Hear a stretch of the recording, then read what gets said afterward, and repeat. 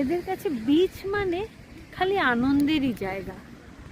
এখানে বিচ মানে ফেরিওয়ালা নেই, এখানে বিচ মানে কোনো কুকুরের পটি নেই, পরিষ্কার পরিচ্ছন্ন বিচ। দেখো সব জায়গাতে লাইন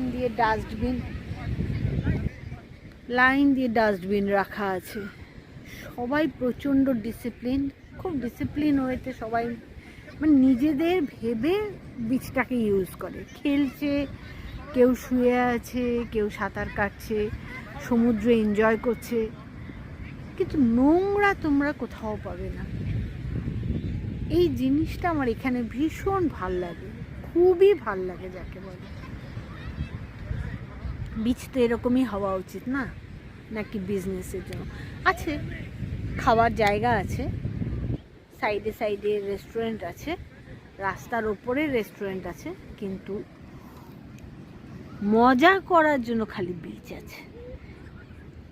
লোকে ফুটবল খেলছে, বিচ ফুটবল খেলছে, তারপরে টেনিস খেলছে,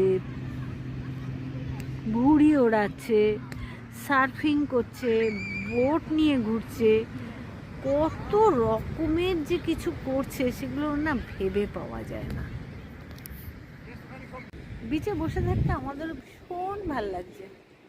এসে বিচে বসে আছি, নানা রকম লোক দেখছি। মাঝে মাঝে অবশ্য আমার ইন্ডিয়ার সঙ্গে তুলনাও করে ফেলছি। কোনো ভালো জিনিস দেখলে মনে হয় যেন সেটাও আমাদের নিজেদের হোক। সবই তো আছে আমাদের কাছে, তাই না?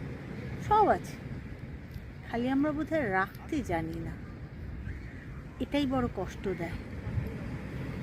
না তো আমাদের ভারতবর্ষে নেই এরকম কিছু জিনিস তো মনে হয় না আছে। এরা কত সুন্দর ছোট ছোট জিনিসকে নিজেদের এত আদর করে রাখছে, আর আমরা নষ্ট করার। এর জন্য কি আমাদের রাজনীতি বা অন্য কিছু দায়ী? আমাদের নৈতিকতা বোধ দায়ী? আমাদের কনসেন্ট পারমিট করে? এগুলো মানসিকতা তৈরি হয়নি আমাদের ভালো জিনিসকে ভালো করে রাখার জন্য? ভাবো তো সবাই।